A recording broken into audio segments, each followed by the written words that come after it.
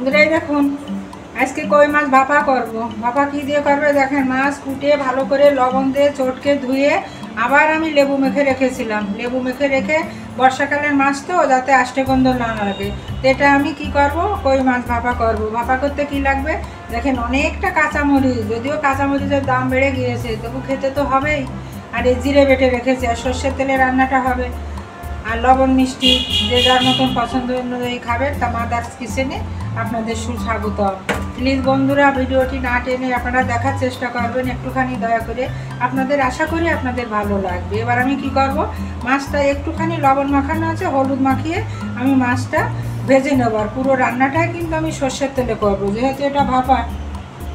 আমি কড়াতে আমি একটুখানি তেল দিয়ে দিলাম, সর্ষের তেলে যে আমি দিয়ে দেবো। এই যে কড়াতে আমি সর্ষের তেল, মাছটা আগে আমি খানিকটা অল্প তেলে ভেজে নেবো, বেশি তেলে মাছ ভাজবো না, অল্প তেলে। তেলটা আমার গরম হচ্ছে, এই দেখেন তেলটা গরম হোক।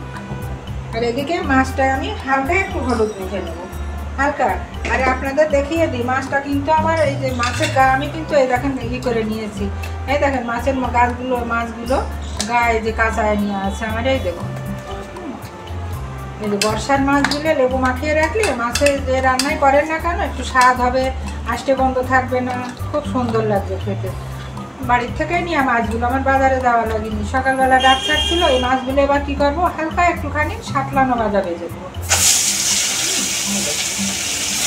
একবারে। এই পাঁচটা মাছ তো, জনসংখ্যা আমার কম বন্ধুরা, বেশি করে তো লাভ নাই,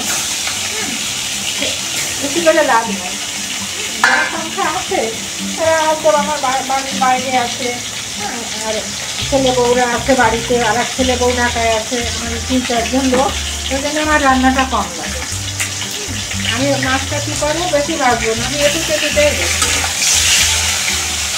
কই মাছ এমন, এই দেখেন তাজা হলে এটা বেঁধে আসে, একদম তাজা মাছ। লবণ দিয়ে নেড়ে তারপরে এনাকে ফুটা লাগছে, লবণ দিয়ে আগে নেড়ে নেওয়া লাগে অনেক সময়, ঘন্টাখানেক লবণ দিয়ে একে ঢেকে রাখবেন। যারা কই মাছ খুঁজতে অনেক কষ্ট, সবাই কই মাছ খুঁজতে পারে না। লবণ দিয়ে ঘন্টাখানে চাপা দিয়ে রেখেছিলাম, তারপরে হচ্ছে কী করে নিয়েছি কুটে নিয়ে। বেশি করে এখন আর কোথায় পাওয়া যাবে বলুন তো, মাছগুলো আমি হালকা করে একটু ভেজে দিই। দেখুন মাছগুলো আমার ভাজা হয়ে গেল, এবার এই মাছগুলো তুলে দিই। অল্প ভাজবে, কোনো মতে একটু ভাজা হবে। এই যেমন ভেজেছি না, এর থেকেও কম হলেও সমস্যা নেই, শুধু হচ্ছে তেলের জলে দিয়ে একটু নাড়াচাড়া করে তুলে নেবে। তাহলে কি হয়, চাষের কই তো, নদী বিলের হলে সেটা এক কথা আছে আলাদা, চাষের কই তো একটু ভেজে নিলেন যে হোক, একটুখানি গ্রাম বেরোয়। এবার আমি কি করব, আমি আর একটু সর্ষের তেল আমি দিয়ে দেবো। এই দেখুন আমি সর্ষের তেলটা দিয়ে দিলাম। সর্ষের তেলটা দিয়ে আমি বেশি কিছু দেবো না।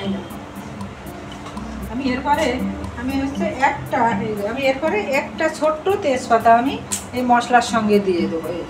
এই মশলার সঙ্গে দিলাম, দিয়ে কি করব, আমি হচ্ছে একটুখানি এই যে হলুদ দিয়ে দিলাম। এই দেখেন তেলের উপরে আমি হলুদটা দিয়ে দিলাম।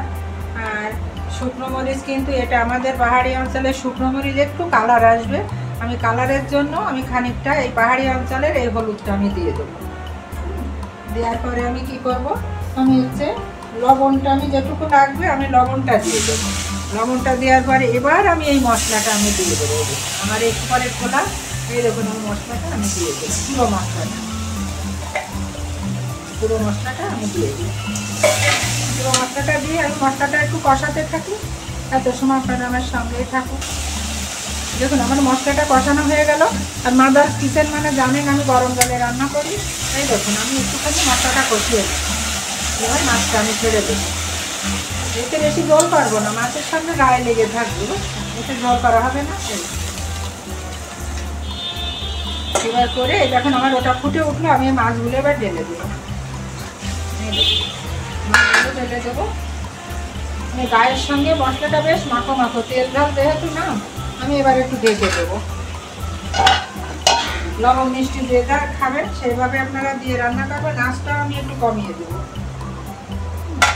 আঁচটা কমিয়ে দেবো কিছু সময় পরে, তারপরে আমি দেখাবো। দেখুন আমার রান্নাটা আমি এবার দিয়ে, দেখুন কি সুন্দর, আরে সুন্দর লাগছে। গরম ভাত হবে কি মোটা চাল কি চিকন চাল, এই দেখুন আমি এই মরিচগুলো আমি এবার এভাবে ছড়িয়ে দিলাম। ছড়িয়ে দিয়ে কি করব, আমি আঁচটা কিন্তু একেবারে লোতে আছে। আমি দেখেন একটু সর্ষের তেল আমি দিয়ে দেবো, বেশি না, একটু সর্ষের তেল, কেননা বাঙালি এই সর্ষের তেলেই মজে। বাঙালির সর্ষের তেল খাওয়া অভ্যাস তো, আমার সর্ষের তেল রান্নায় না দিলেই যেন আমার কেমন অস্বস্তি লাগে, ভালো লাগে না এসব রান্নায়। হ্যাঁ, যদিও সয়াবিন তেলও খাই, কিন্তু তারপরেও সর্ষের তেলটা দিলে আমার ভালো লাগে। দেখুন বন্ধুরা কত সুন্দর লাগছে। তো আপনারা যারা আমার চ্যানেলটি এখনও ফলো করেননি, প্লিজ আপনারা ফলো করবেন। যারা আমার ফলোয়ার আছেন তারা আমার লাইক কমেন্ট শেয়ার দিয়ে পাশে থাকবেন। আমার ইউটিউব চ্যানেলটি আছে, আপনারা সাবস্ক্রাইব করবেন।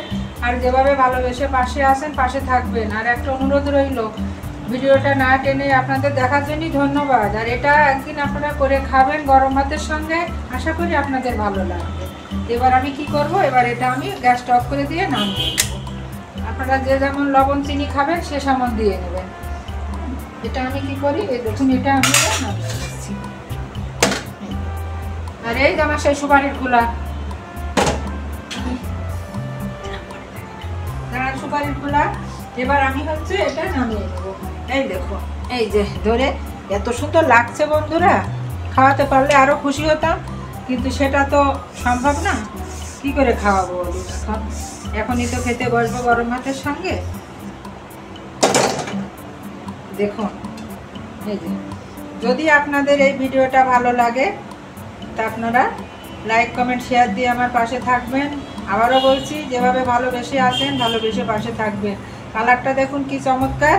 আপনাদের সবার জন্য মাদার্স কিচেনের পক্ষ থেকে শুভকামনা রইল।